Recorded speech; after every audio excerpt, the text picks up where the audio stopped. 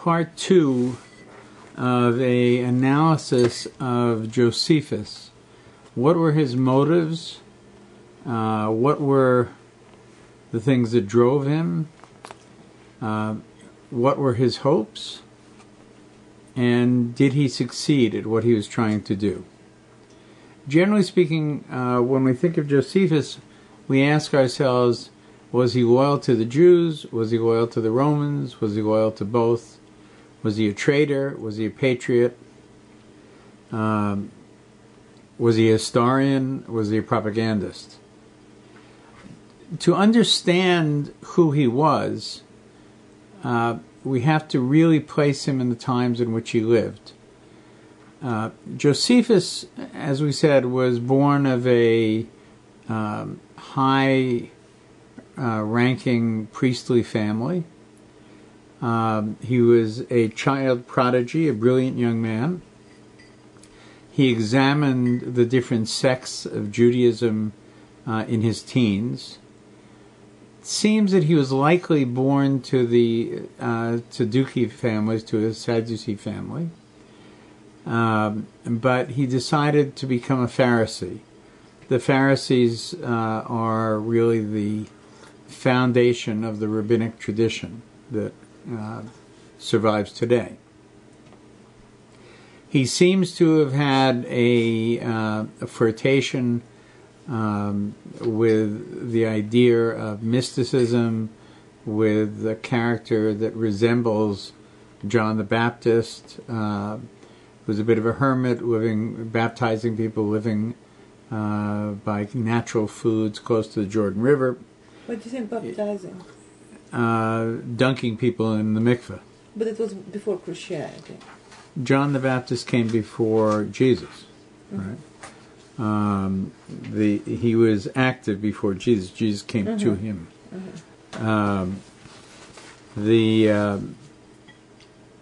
And he was impressed by all the different elements of Judaism at the time, but gave it a lot of thought and came down on the side of the Pharisees, or so it would seem.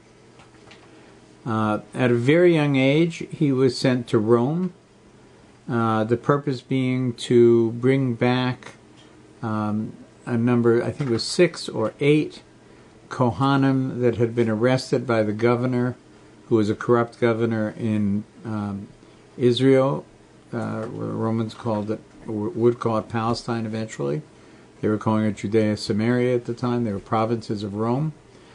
And they had arrested these 3 or 6 Kohanim. Josephus tells his story of the adventure of going to Rome.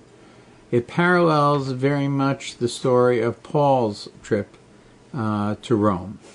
And this is a quality that we see in Josephus, that very often he seems to have exactly the same stories about himself that occurred to other people as well. And we're going to look into that as we go forward. It may be his way of trying to tell us something. In Rome, he's very successful. He brings back the captives to Israel. He has a good and positive interaction with the emperor's wife, the empress, and succeeds in his mission, but he is clearly tremendously impressed by Roman power. You know, he's visited the most dramatic city perhaps in the world at the time, from a military point of view, from a governing point of view. And it would seem from his writings that he understands Rome from a strictly military point of view is unbeatable. And it would be unwise for Israel to try and confront Rome in a purely military way. And where we are in our learning is after he's returned home, he becomes the governor of the Galilee. He's sent there by the leaders of Jerusalem, and he has a lot of struggles with fellow Jews before he even deals with the Romans themselves. At this point, the Jews are divided into a number of groups. Some want to compromise with Rome. Some want to drive a hard bargain with Rome. Others just want to go to war with Rome. Josephus, it seems to me, believes that direct confrontation with Rome will end in disaster. However, I believe that Josephus harbors another belief. As great and as powerful as Rome is, from a military point of view, they are just as weak from a spiritual, theological, almost philosophical point of view. Roman philosophy was in direct conflict with Roman religious practice. The idea of the gods of Rome, which were similar to the gods of Greece, had become almost silly at that point, and yet they were crucial for the governing of Rome. They were like the flag. They were the state religion, and they were very important to Rome. More than that, to believe in monotheism would have eliminated the idea of the emperor as a god. It was God-given as well? It's like Say again? The emperor power was God-given as well? No, it wasn't divine right in the sense of Christian monarchs that came later. He was a god. Like Paro, right? He obviously wasn't a big god because he lived in this world. But he was beyond the world of mortal man, so to speak. And they had systems built around these gods, which were interrelated and part of the fabric of the empire itself. So even though there was an understanding that it may very well have no foundation in truth, they remained foundations of the empire itself. Josephus saw in Rome a number of things. He saw the great strength and the power of the military might in the government of Rome. He also saw there was a tremendous love of the ideas that he had. People were very attracted to them, especially women, because there was no requirement of bris milah for women. Men who were philosophically attracted to it drew the line at this point. They were adult males, and they were not going to undergo such an operation. So they were not that anxious to convert as the women were. And many rabbis had very, very positive experiences, including Rabbi Akiva, when they were in Rome, dealing with the Romans. They were smart people, and they were attracted philosophically and even theologically to monotheism. I see that you can say Esav and Yaakov had the same father and mother, right? So they were on they're on the same page in a lot of things.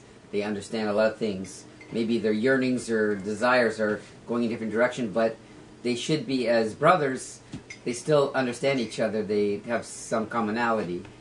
And your point is very, very well taken. That Esav, and this conversation began in Parsha Vayishlach, in which Yaakov describes his fears upon his return after 17 years of being with his uncle Lavan, his return to Israel. He fears Esav and he fears his brother. And we talked about this earlier. The Talmud says, what does it mean? He only had one brother. Right? Why say it twice? He feared, the Talmud tells us, that he might come into a confrontation with Esav and kill Esav, or he might be killed by Esav. He didn't want either one of them.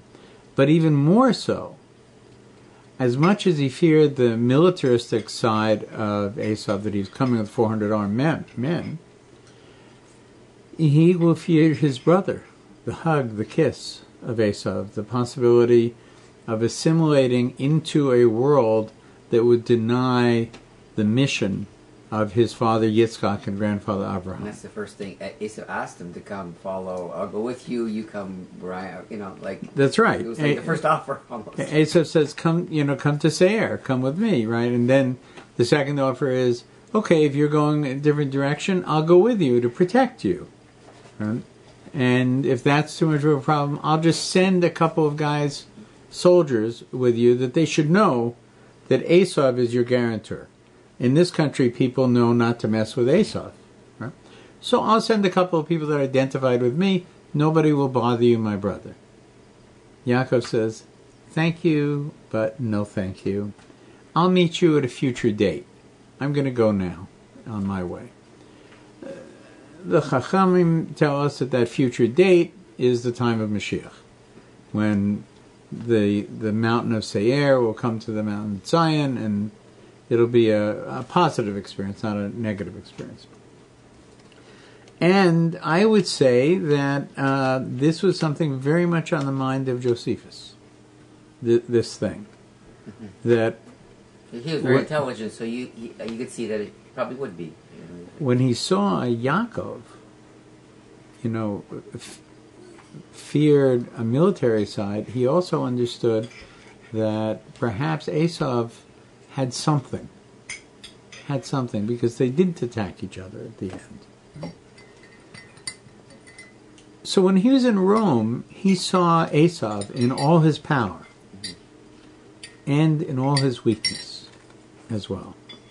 His spiritual weakness, his belief in something that was not real. So when you were just saying that was Josephus's observation, the spiritual weakness and the strength, which is the two different things: the military strength, spiritual weakness. That was his observation, which is exactly what Esau is: weak spiritually, strong. That's right. That's right. Of course, it was a partnership that Yitzchak had hoped for. That these two things could work together. That Esau could be a nation builder, a warrior for God, and that Yaakov would be the high priest, the leader of the nation from a spiritual point of view. They would have this partnership. Remember, they were both supposed to marry the two sisters, Rachel and Leah. In the end, it didn't work out, and Yaakov really had to take on Esau's job. And this is shown to us because he married Esau's wife and raised Esau's children as his own. Because they were supposed to be Esau's children, but instead they're Yaakov's children. Right? Mm-hmm. They would have been the 12 tribes descended from Yitzchak. Mm-hmm. Right? So Josephus understood all of the things we're talking about. We know that, right? But there was another factor. Right? We have Rome, right? We have Israel, Yaakov, right? But there's another factor. In the year 32, Jesus was crucified by the Romans. Right? This was roughly about 5 years before Josephus was born. But the cult of Jesus was growing very rapidly, right? And continued to. Before Josephus was born? Yeah. So by the time Josephus was 15, that's only 20 years had passed, and he was very intelligent. He was still right in the thick of the turnabout or whatever was going on. You bet. It was right in the thick of things still, right. Obviously. That's right. Yeah, Jesus died somewhere between 30 and 36 A.D. Josephus was born 37 A.D. or C.E. Okay? Mm-hmm. John the Baptist was beheaded in the year 30. He only lived 25 years. Very charismatic, and then died and was killed. So Josephus was watching the Jesus cult. It was underground, it was growing, it was powerful, and it was in Rome. And it was active in Rome. And it was Jews. At this point, it was Jews. At this point, it was Jews, right? It would change, right? Because they couldn't live in Israel, they had to leave the country. That's right. Basically, or they'd be sentenced. They in many ways they weren't wanted anywhere. Right? They weren't loyal to the Pharisees and to the Jews. Right? They were rebellious to the Romans. Right? And so they didn't really have a place. But now we have a contest going on. Right?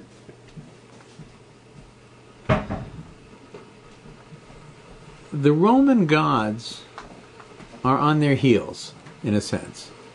It's only a question of time before the idea of the Roman gods will fall apart completely.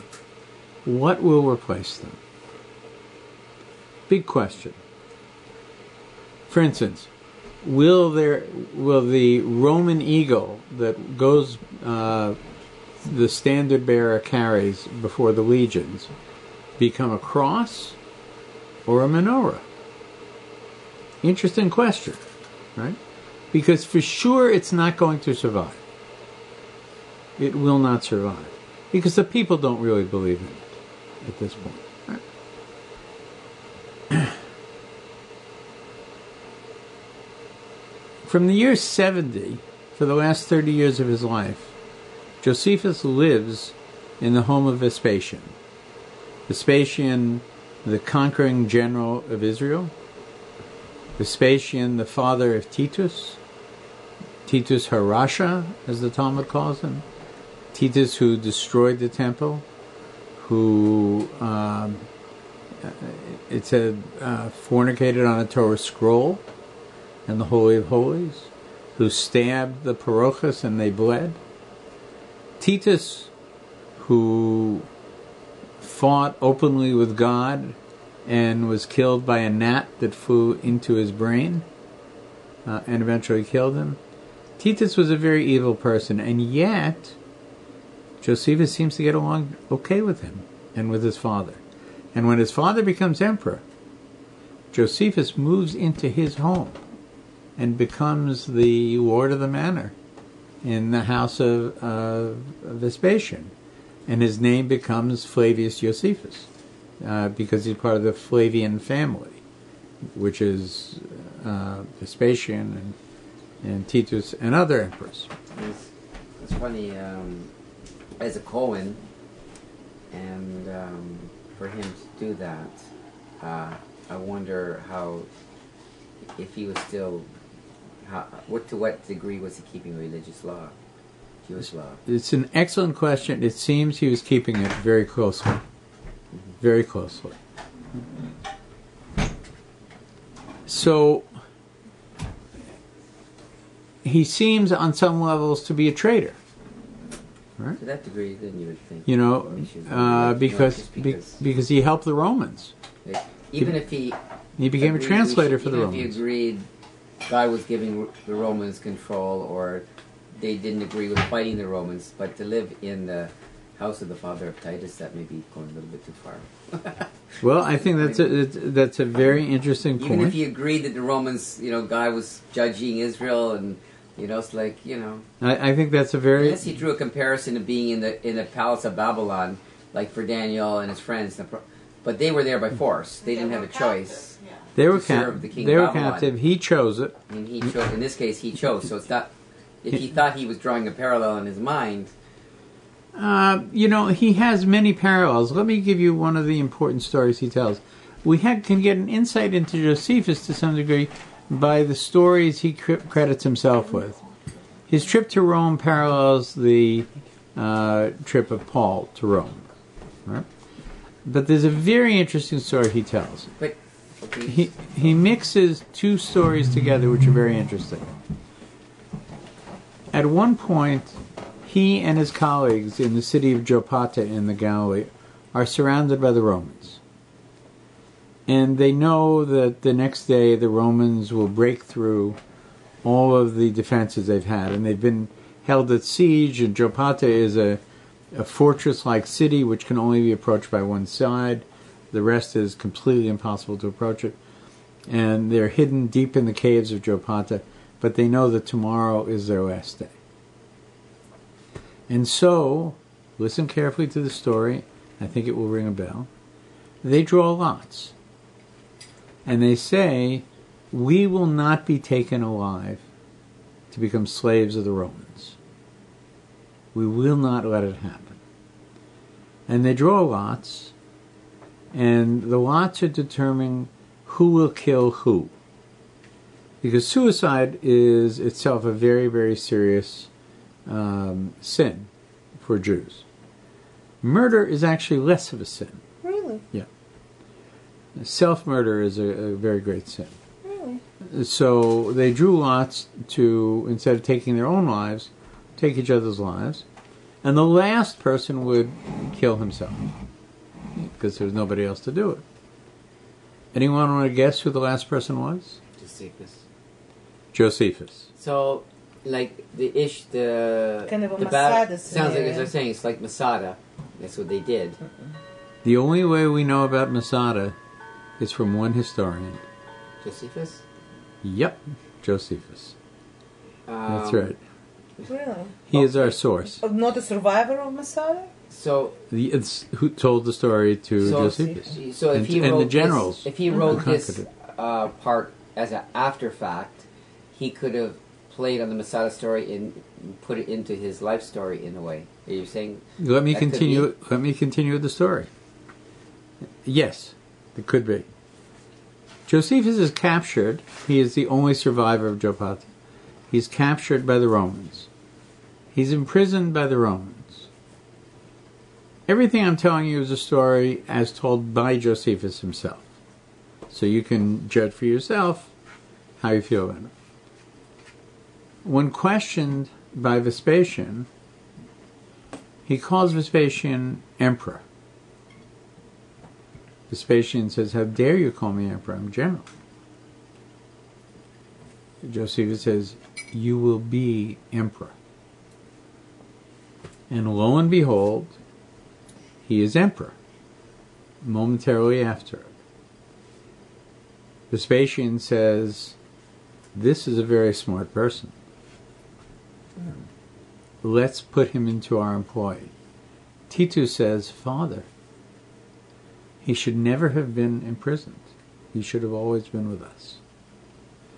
And to signify this, publicly, they take a sword and literally sever the chains that are holding his arms and legs as a prisoner, which is a symbol, you know, Rome is full of symbols, which is a symbol for Rome that he was not pardoned, that he never should have been imprisoned. It was a mistake, right? It complete exoneration, and now he becomes the key translator for the Romans with the Jews. So when there's a siege going on and the Romans are offering terms of etc., it's always Josephus. I wonder why he didn't kill himself.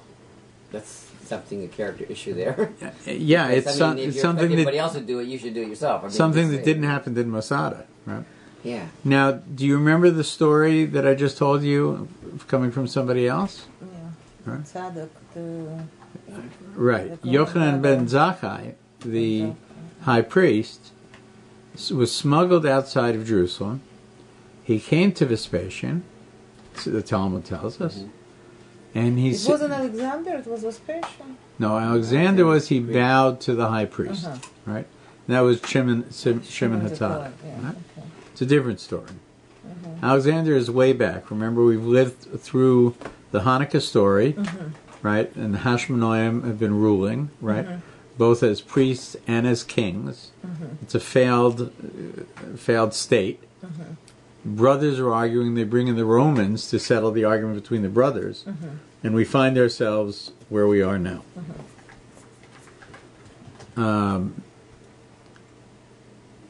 When Jerusalem was about to fall, out of food, the zealots have destroyed all the supplies. It's a question of time now, not if, it's when. Ben Zakkai fakes being dead. He's wrapped in a carpet, taken out of the city of Jerusalem, because you don't want to bury the dead in Jerusalem, especially a high priest. It says that some of the Sakari, some of the zealots, stabbed the carpet, but they didn't get Ben Zakkai. He's carried out and he's brought to the camp of Vespasian. And when he sees Vespasian, he calls him the emperor. Vespasian's furious. How can you call me the emperor? I am a general. Right? And again, according to the Talmud, Ben Zakkai says, you are to be the emperor. And Vespasian said, if I'm the emperor, then act like I'm the emperor. Show property. Right? Now, a side note on this is So that's like Josephus' story. It's exactly like Josephus' story. But a little side note is, we go through this process each year at Yom Kippur.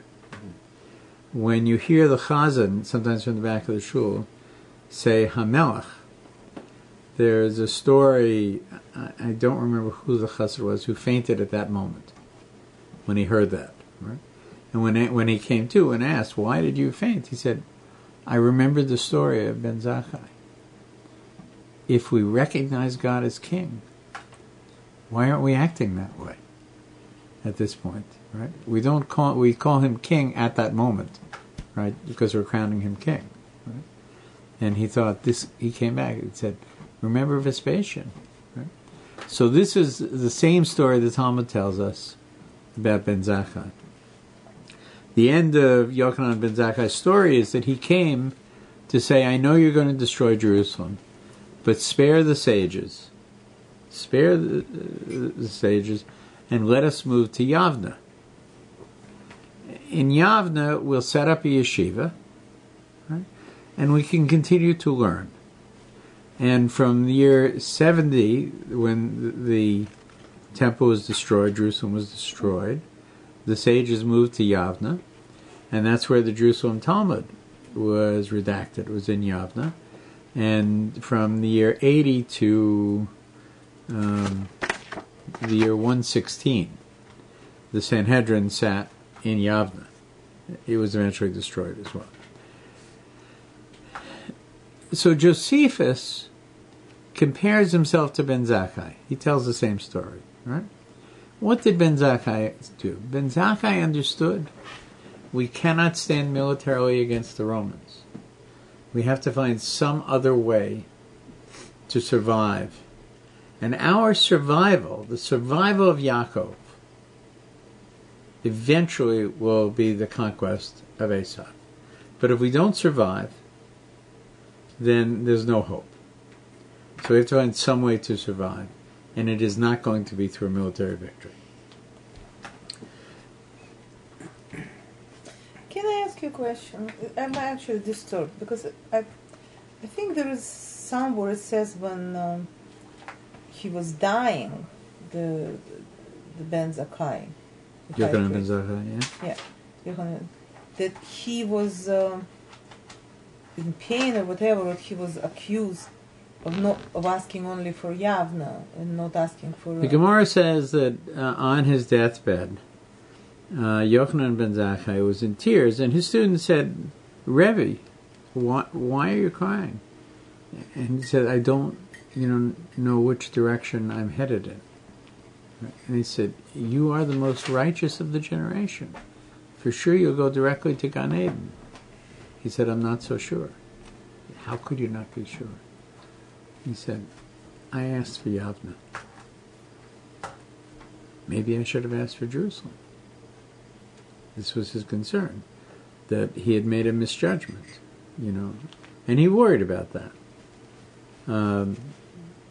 But I don't understand the context of your question. Because, for example, Hanukkah story, we know that it's a very small army was victorious over a very big army.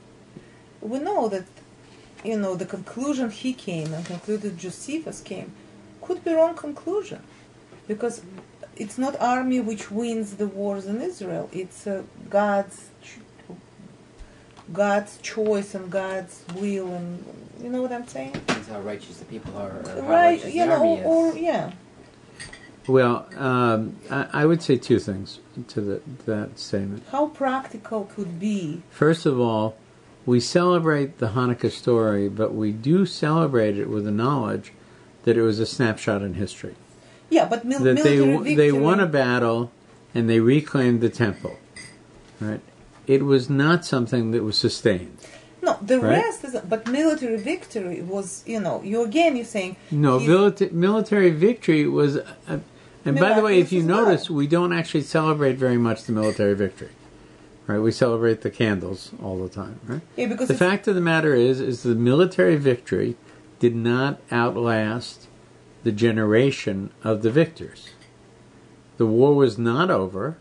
We're not actually celebrating, in a sense, winning the war It's like winning with the the battle, Greeks. but later on losing the war. But even the battle was won miraculously. This is my point. For sure, the battle was won miraculously. But the fact of the matter was that you could argue strongly that the war was not won. And the end of the war is actually what we saw with Herod, being the king in the end. Right? They continued to fight. It went on, all the brothers were eventually killed. Right? And in the end, right, they became puppets of other governments.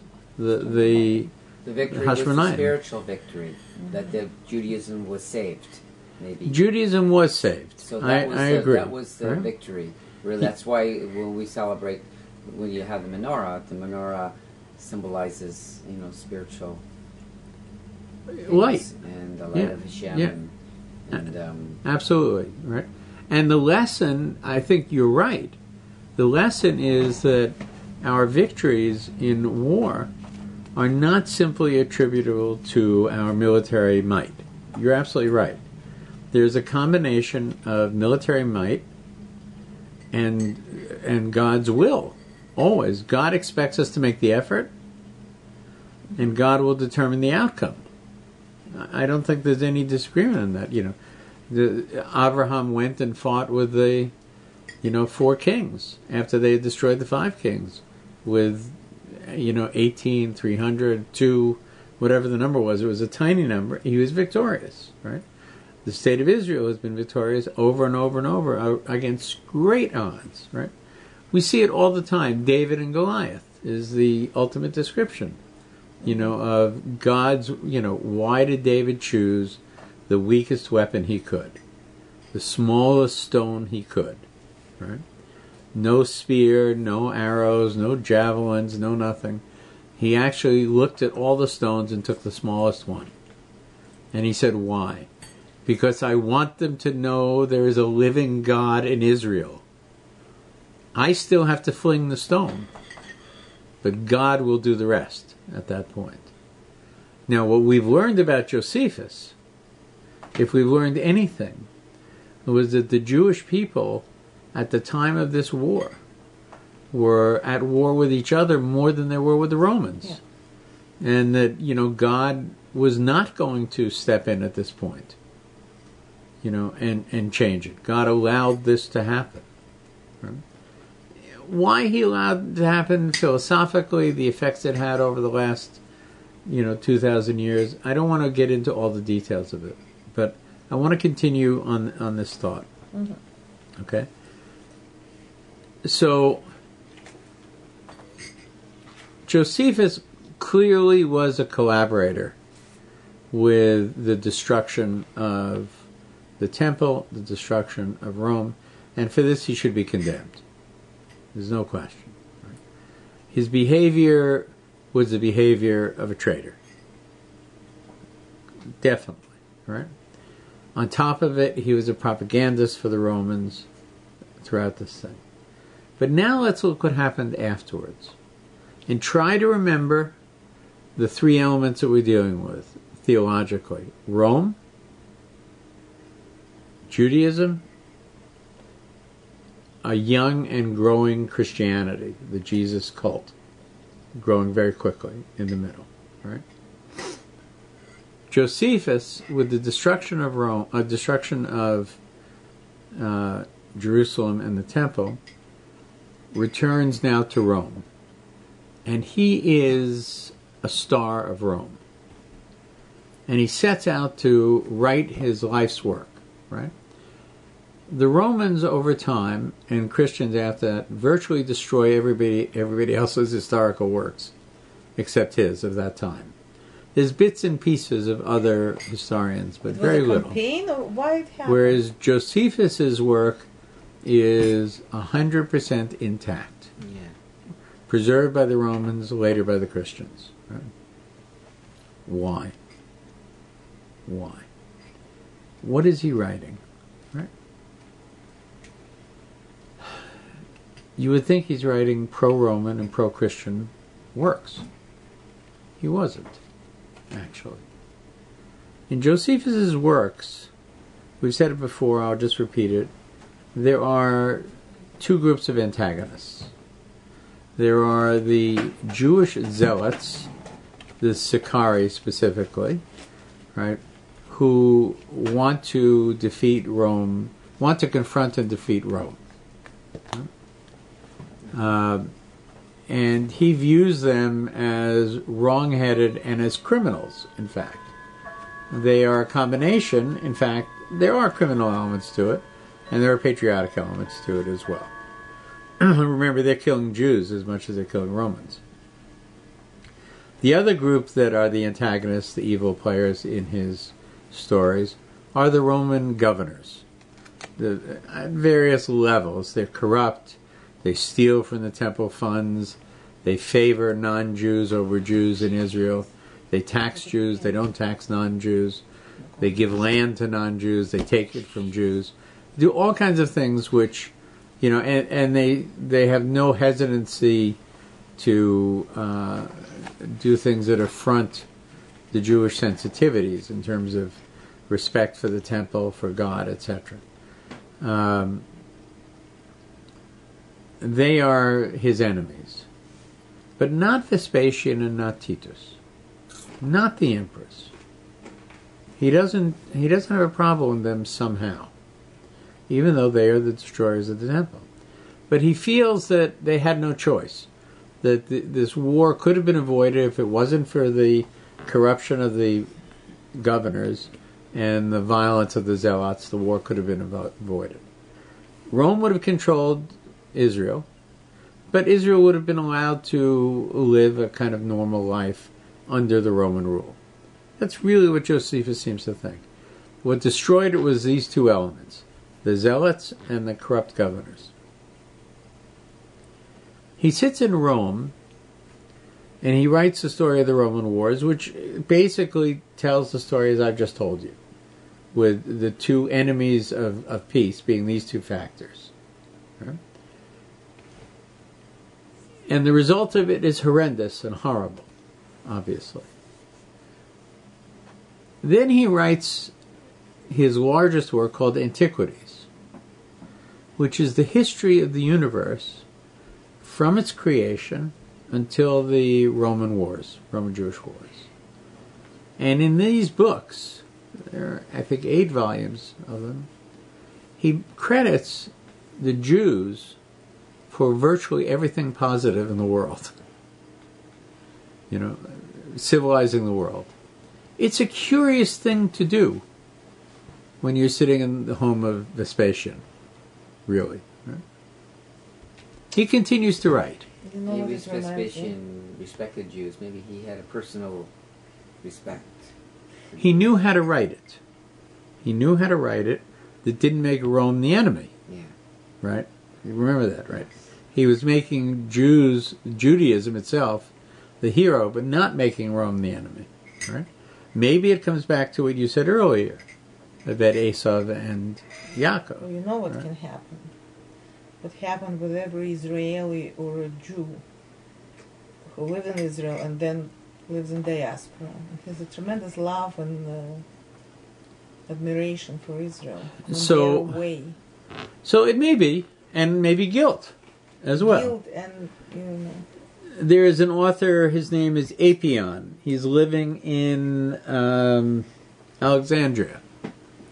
He writes one of the most unpleasant early anti-Semitic works written, describing Jews in every evil way you could imagine.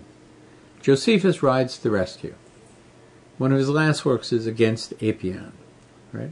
Apion, by the way, is most famous for the story of the lion with the splinter in his paw. Apion wrote that story. The mouse take it out. Right, and the somebody takes it out. The mouse. No. No person? No, a person takes it out, and then that person, it's a Christian story, I think. Oh.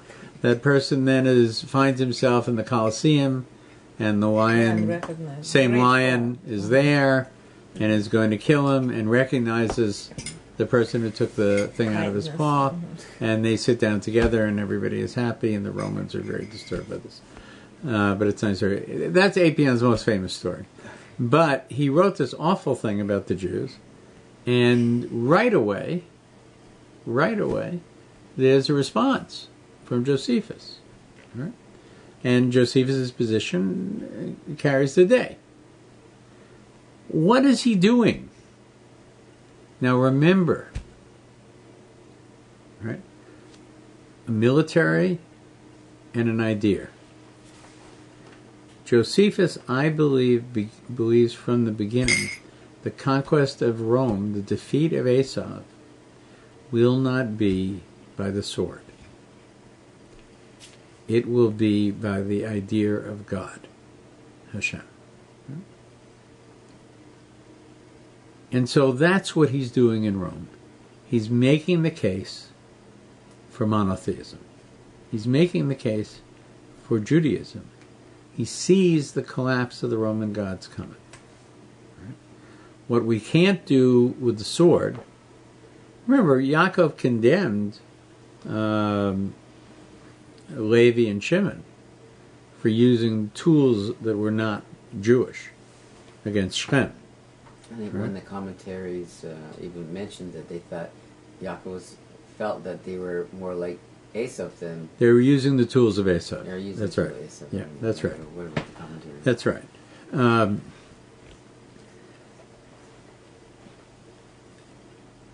In the end, I believe that Josephus' goal was the conquest of Rome through the ideas of Judaism, through the ideas of the Pharisees, through the ideas of Judaism as we understand it. So maybe he was in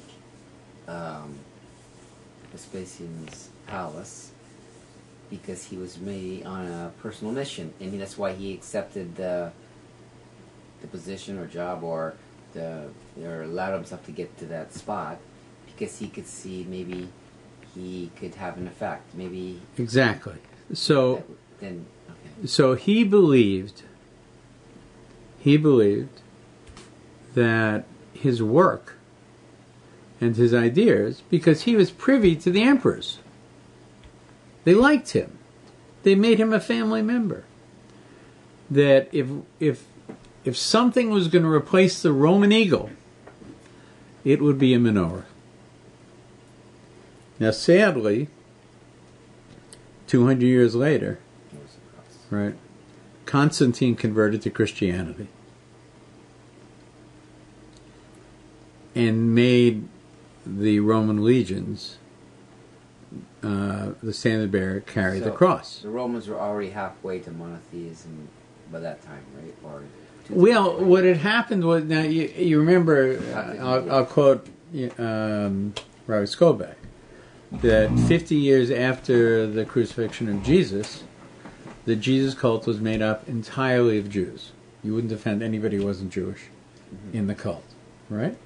So that would have been the year 86, right? And Josephus would have been in Rome at that point, right? He would have been in Rome for 16 years at that point, right?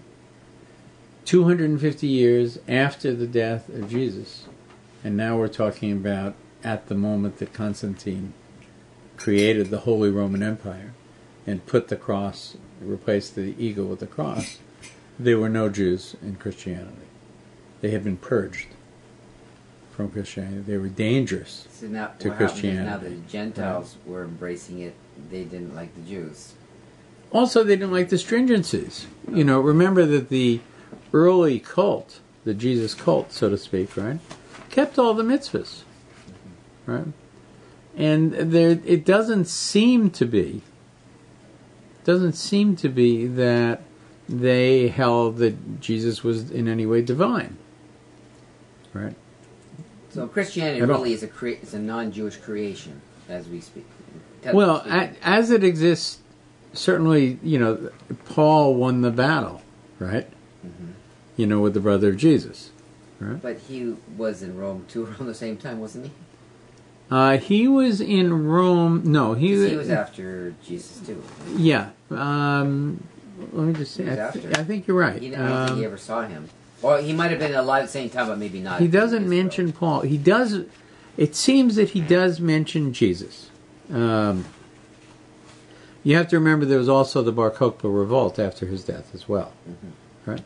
And then that was the end of it for Israel at that point. Well, that would right? You could see after that revolt, they wouldn't want any more Jews from Rome. Yeah, because of the damage that the Jews did to the Roman Empire, let's say, or Rome. You could see that Jews would be pretty well hated. That's right. And Judaism was a danger. Eventually, it was a conqueror in the form of Christianity, right? But by then it had changed itself. But I would argue that Josephus's desire and goal was to be in Rome, to be an agent of Judaism.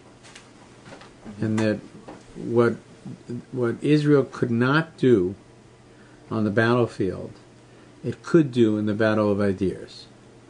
And the proof of the vulnerability of Rome is the fact that it succumbed to Christianity.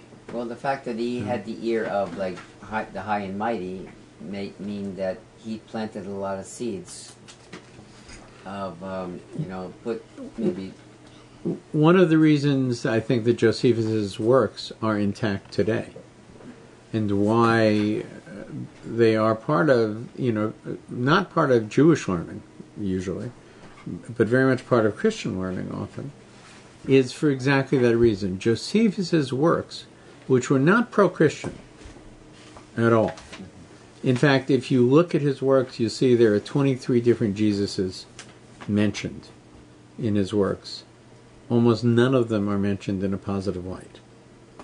Now, there is, interestingly enough, a mention of Jesus and among people being crucified, and another mention of the actual Jesus. Another mention of the actual Jesus, which he describes as a wise man. And then he goes on to say, which others call the Christ. Right? It's very clear that that was not written by Josephus. That he was a wise man, that he was the healer of the sick. This seems to be written by Josephus. But that he was the Christ seems to be something added by a later translator. Does it use the Greek word, or there is a grammatical problem with it. It's not the way Josephus writes. So it seems to have been added by the authors. But there is, not only is there no argument that supports Christianity, there are many, many arguments that just simply support monotheism in Judaism, right? What he did was, he laid the groundwork for what was unfortunately the Holy Roman Empire becoming Christian, instead of the Holy Roman Empire being what Rabbi Akiva hoped it would be, a Jewish empire in which Esav would come to Yaakov and serve Yaakov. So I think that if Josephus could see the situation now, he would realize that his hopes were dashed. That what he had hoped would happen, not only did it not happen, but that the watered-down version of Judaism in the end caused great suffering to the parent religion, and to this day. I guess we all have hopes that it will change, but I think that Josephus's plan went awry and didn't come to fruition. But I do not think that it is correct to characterize him simply as a traitor, or even as an opportunist. I think he had very, very clear designs that could have worked out, but did not. one question. Where was Rambam? It was few hundred years later would be Rambam. Yeah. But Rambam's point... Like of, 7. Yeah. Rambam's point of the Christianity and Islam, it's a station on the path. Way station. Station on the path to... You know, because we always can I finish my question? Because it makes sense. Because if it would be Roman Empire become Jewish, you know, they bought into this and exchange it. Judaism doesn't have a missionary qualities about it. We're not allowed to go and convert and conquer and put Judaism there. We're not doing this. Unlike Christianity is Islam. And God's plan of spreading Judaism, you know.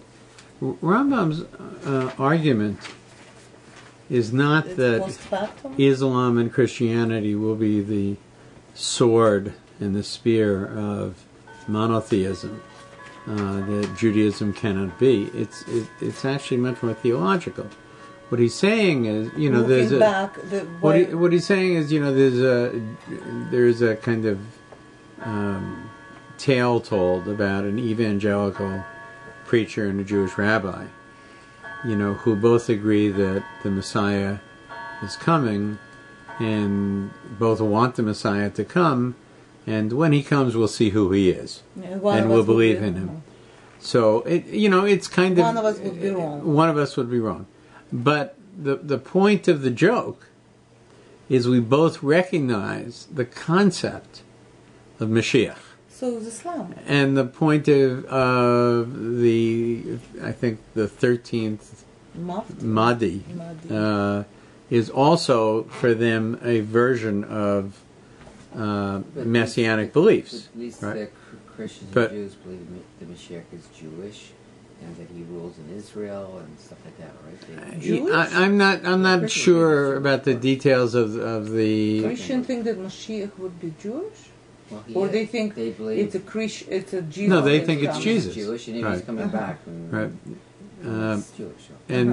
But the Jews will appreciate that and become like he wants them to be, right? With his belief system. But Rambam's point is that these two derived religions, Islam and Christianity, carry with them the idea of a messianic dream. So when Mashiach comes onto the stage of our world, right? It's a toy, folks. It's not actually a police car entering the room. You can't stop it. It has to run. That what Rambam's point is not so much that the Christians and the Muslims are the military force that will force people to become monotheists, but rather, as they are in his day, they've created an environment where people who would not otherwise recognize the idea of a messianic moment, messianic era, they all will. Right? That's what he's talking about when he says they're a way station along the way. I think one could argue that CNN and the Internet may be an equally powerful way to get an important message believed and understood. I wouldn't say it's now because media actually does misinformation. Well, we're not in messianic times yet, right? I think so. Okay, I'm glad you feel that way. I'm not feeling that way at this time. I'm feeling we may be on the footsteps of it, but we're not there. So I think at the end of the Josephus story, in my analysis, is that he had very, very specific intentions. He laid the groundwork for it to happen. There's the Yiddish line that when man plans, God laughs. This is a tragic laugh. That Josephus planned that the destruction of the Roman gods would be replaced by monotheism, and in the end it was replaced by Christianity instead of Judaism.